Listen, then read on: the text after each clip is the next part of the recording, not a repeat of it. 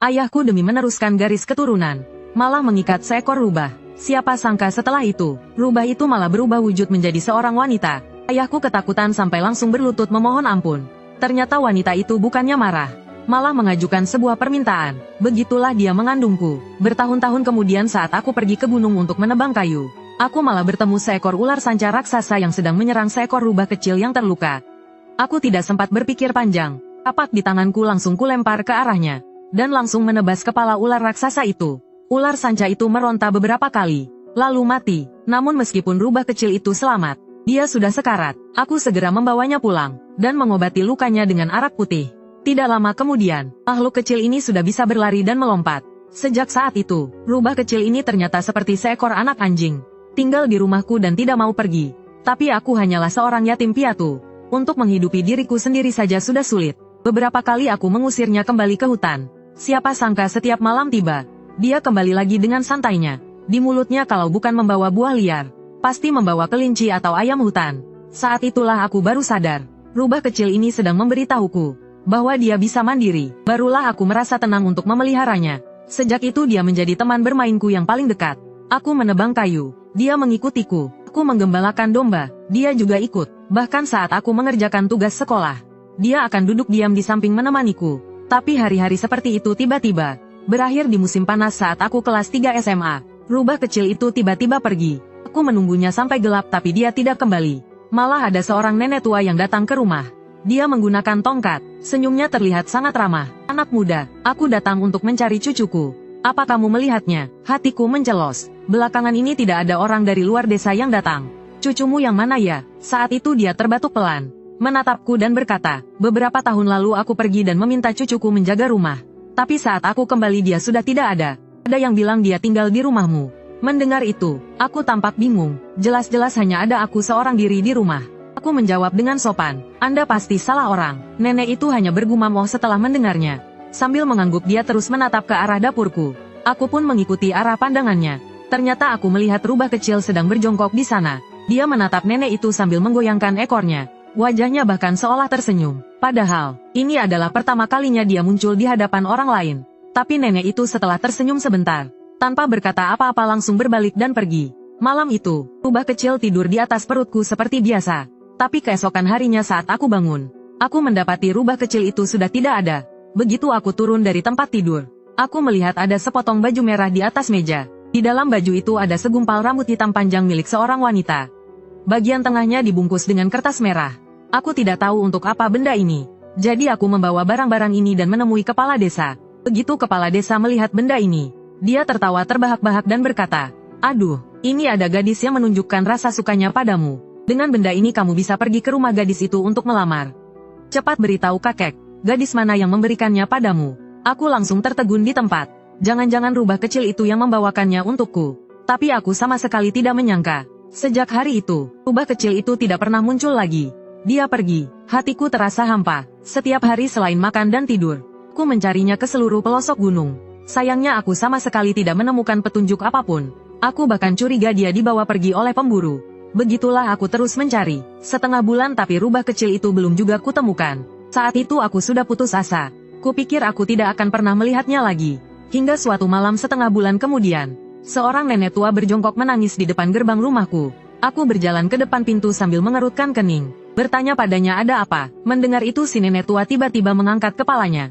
Dari mulutnya keluar suara yang menyeramkan. Aku mencari cucuku. Cucuku hilang. Kamu melihatnya kan? Aku pun langsung bergidik. Terakhir kali mencari cucu perempuan. Kenapa semuanya datang ke tempatku? Aku segera menggelengkan kepala mengatakan tidak pernah melihatnya. Namun wajah nenek itu menunjukkan ekspresi yang ganjil. Tidak pernah melihat. Lalu bagaimana dengan 6 tahun yang lalu? 6 tahun yang lalu apa kamu pernah melihat cucuku? Kata-katanya terdengar seolah sedang menginterogasiku. Aku memiringkan kepala dan berpikir cukup lama. Nenek ini pasti sudah pikun. Nek, Anda salah. Saya benar-benar tidak pernah melihat cucu nenek. Sebaiknya nenek cepat pergi. Setelah aku berkata begitu, nenek itu tidak berkata apa-apa lagi. Tapi dia malah menatapku sambil tersenyum. Senyumnya sangat menyeramkan. Aku begitu ketakutan dengan senyumnya hingga mundur beberapa langkah. Aku pun berbalik dan lari terbirit-birit ke rumah kepala desa. Sambil terengah-engah aku menceritakan kejadian nenek tua itu kepada kepala desa.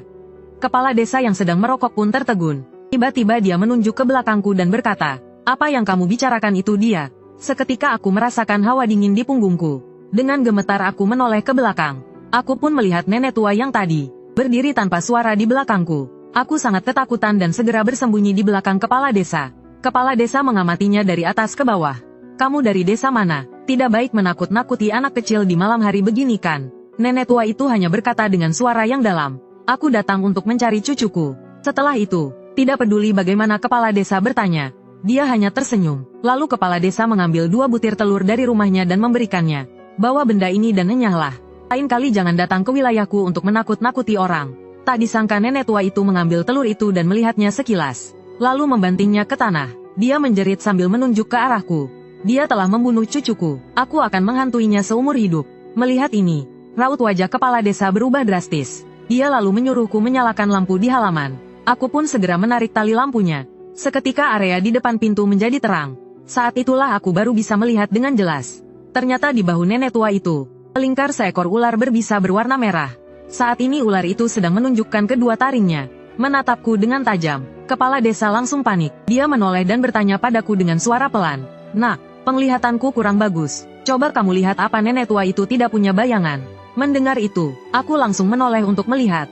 Nenek tua itu berdiri kaku di sana dan di belakangnya. Benar-benar tidak ada bayangan. Keringat dingin langsung membasahi punggungku. Aku sangat ketakutan sampai tidak berani bicara. Hanya mengangguk kaku. Kepala desa tiba-tiba meninggikan suaranya. Cucu, jangan takut. Di rumah kakek ada sebilah pedang pusaka. Cepat pergi ambilkan untukku. Mendengar itu, aku berlari ke dalam rumah dengan gemetar. Tapi setelah lama mencari, aku sama sekali tidak melihat pedang apapun. Saat aku keluar untuk bilang tidak menemukannya, aku malah melihat punggung nenek tua itu sudah menjauh. Kepala desa dengan panik menarikku masuk ke rumah. Lalu menutup pintu rapat-rapat. Anak bodoh mana ada pedang pusaka. Aku membohonginya. Kamu diganggu makhluk halus. Selesai bicara dia berbalik dan mematikan lampu di rumah. Lalu berbisik bertanya apa aku membuat masalah di gunung. Aku berpikir saksama. Dari kecil sampai besar aku tidak pernah menyinggung orang lain. Apa kamu pernah memukul sesuatu yang tidak seharusnya dipukul? Mendengar itu aku jadi teringat kejadian 6 tahun lalu. Demi menyelamatkan seekor rubah kecil, aku membelah seekor ular putih. Aku menceritakan hal ini pada kepala desa. Setelah mendengarnya seluruh tubuhnya bergidik. Dasar anak sial, makhluk di gunung kok bisa dipukul sembarangan. Kamu dalam masalah besar. Kepala desa bilang besok akan membawaku ke dukun. Menyuruhku tidur di rumahnya malam ini. Siapapun yang memanggil jangan disahut.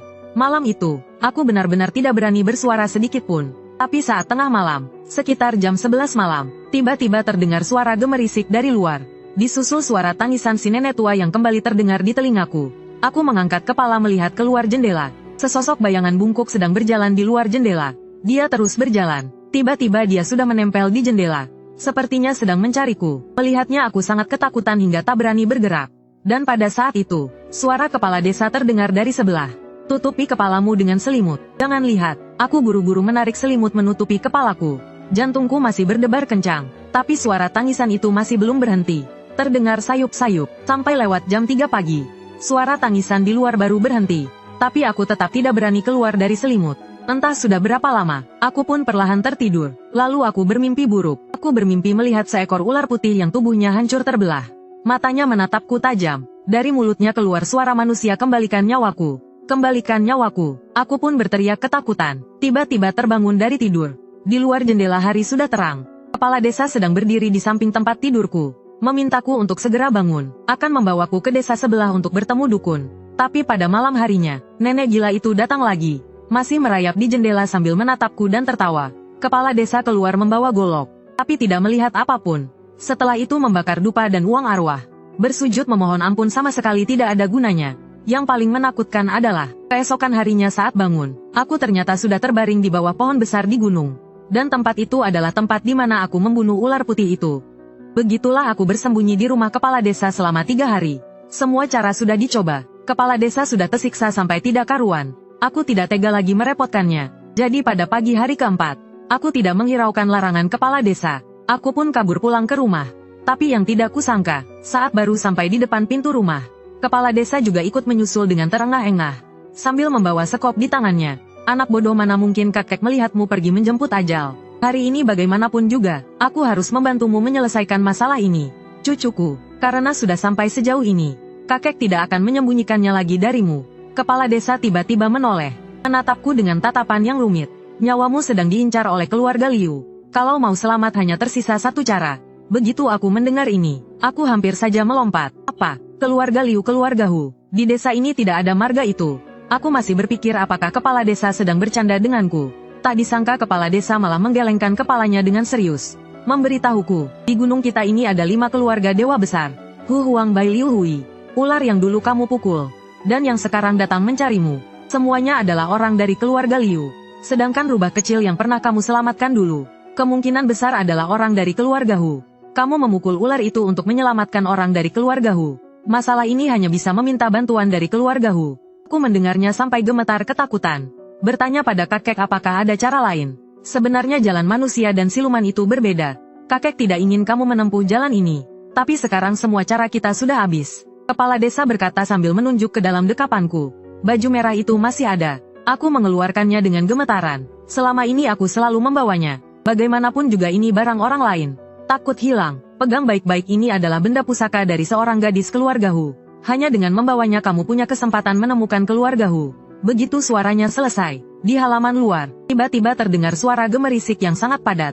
Raut wajah kepala desa berubah drastis. Langsung mengambil pisau dapur di sebelahnya. Kami baru saja sampai di ruang tengah. Pemandangan mengerikan pun terjadi. Nenek gila itu berdiri dengan tatapan menyeramkan di persimpangan jalan. Kepalaku langsung berdengung, saking takutnya kakiku sampai lemas. Aku ketakutan sampai seluruh tubuhku gemetar. Secara naluriah aku ingin mundur.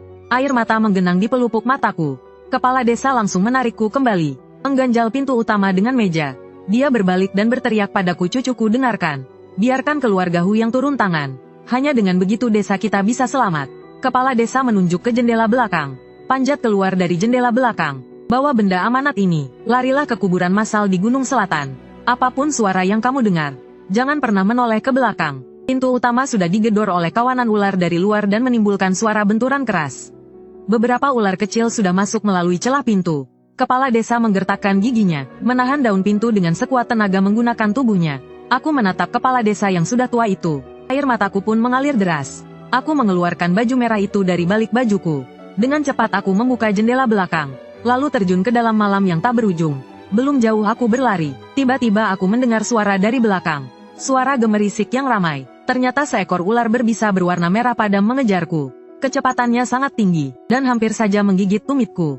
Habislah aku, hatiku langsung mencelos. Kakiku terpeleset dan aku terjatuh ke depan. Pada saat itu juga, sesosok bayangan putih tiba-tiba melesat keluar dari semak-semak di dekatnya. Mengeluarkan suara lolongan rubah yang kukenal. Setelah kulihat dengan saksama, ternyata itu adalah rubah putih kecil itu.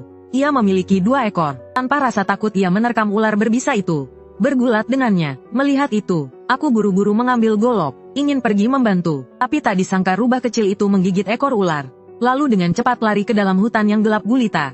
Aku tadinya ingin mengejarnya, tapi hutan itu terlalu gelap. Sama sekali tidak bisa melihat jalan. Angin malam berembus. Aku mencium aroma aneh yang familiar.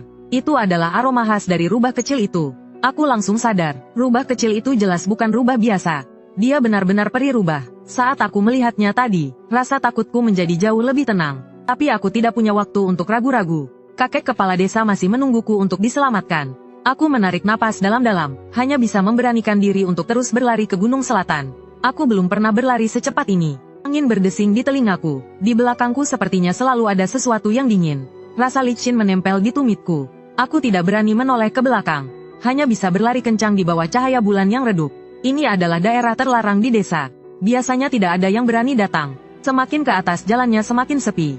Di sekelilingku penuh dengan bebatuan dan makam tak bernama. Cucuku, pelan-pelan, tunggu kakek. Tiba-tiba terdengar suara kakek kepala desa dari belakang. Langkah kakiku terhenti. Hatiku merasa gembira. Apa kakek berhasil kabur? Aku baru saja mau menoleh. Tiba-tiba teringat pesan kakek kepala desa. Tidak peduli suara apapun yang kamu dengar, jangan pernah menoleh ke belakang. Suara itu semakin dekat, bahkan aku bisa merasakan ada seseorang meniupkan udara dingin ke leherku. Cucuku, tengoklah kakek. Aku terus berlari ke atas seperti orang gila, hingga aku berlari masuk ke pemakaman tak terurus yang menyeramkan. Tiba-tiba, dari depan terdengar suara sisiran rambut yang aneh. Srek-srek, di bawah sinar bulan, aku melihat di atas sebuah gundukan makam di depan. Duduk sesosok bayangan putih yang membelakangiku. Tangannya memegang sebuah sisir kayu yang rusak, sedang menyisir rambutnya satu persatu. Rambut panjangnya yang menjuntai sampai ke tanah. Mas, menurutmu rambutku ini indah tidak? Sosok putih itu bertanya dengan suara seram. Seluruh tubuhku menegang. Baru saat itulah aku sadar dengan ngeri. Dia sama sekali tidak membelakangiku. Jelas-jelas dia sedang menghadap ke arahku. Detik berikutnya, dia menyingkirkan rambut tebal acak-acakan yang menutupi wajahnya, memperlihatkan wajahnya yang pucat pasi. Melihat pemandangan ini, aku sangat ketakutan sampai kakiku lemas. Langsung terduduk lemas di tanah. Baju merah dan rambut yang ada di dekapanku pun ikut terguling keluar. Hantu wanita itu menjerit melengking, lalu menerkamku dengan ganas. Pada saat yang bersamaan, dari semak-semak di belakangku juga muncul seekor ular berbisa berwarna merah padam, membuka taring berbisanya dan langsung menuju ke leherku. Di depan ada hantu jahat, di belakang ada ular berbisa, di tanganku hanya ada golok untuk membela diri. Rasa putus asa langsung menyelimutiku. Tepat di saat genting ini, baju merah yang jatuh di tanah tiba-tiba memancarkan cahaya merah. Gumpalan rambut hitam itu tiba-tiba terbakar sendiri tanpa ada angin, berubah menjadi gumpalan asap hijau yang melesat ke langit. Waktu seolah berhenti pada saat ini. Hantu wanita yang menerkam di udara itu seakan-akan menabrak sebuah dinding tak kasat mata, mengeluarkan jeritan yang memilukan. Api asli keluarga Hu. Sepertinya ia melihat musuh bebuyutannya berubah menjadi gumpalan asap hitam. Dengan panik masuk kembali ke dalam gundukan makam. Dan ular berbisa yang ganas itu saat ini malah seperti kejang, tiba-tiba jatuh ke tanah, menyembunyikan kepalanya di tanah. Seluruh tubuhnya gemetar, bahkan tidak punya keberanian untuk kabur. Aku terengah-engah. Keringat dingin membasahi punggungku. Aku masih belum pulih dari rasa kaget tadi. Bahkan sebelum aku sempat bangkit, tiba-tiba angin dingin berembus. Suara gong yang berat dan berirama tiba-tiba bergema di pemakaman tak terurus ini. Kemudian uang kertas putih bertebaran di langit, berhamburan di mana-mana, seperti turun salju lebat. Di ujung hutan yang tadinya gelap gulita, dua lampion putih pucat tiba-tiba menyala, melayang-layang ke arahku. Seiring lampion itu mendekat, sebuah tandu seputih salju menembus kabut malam. Akhirnya terlihat. Aku pun merasa senang. Pasti asap hijau tadi yang memanggil bantuan dari keluarga Hu. Aku segera berjalan ke arah tandu itu. Tapi baru beberapa langkah aku berjalan, sebuah suara menyeramkan terdengar dari dalam tandu.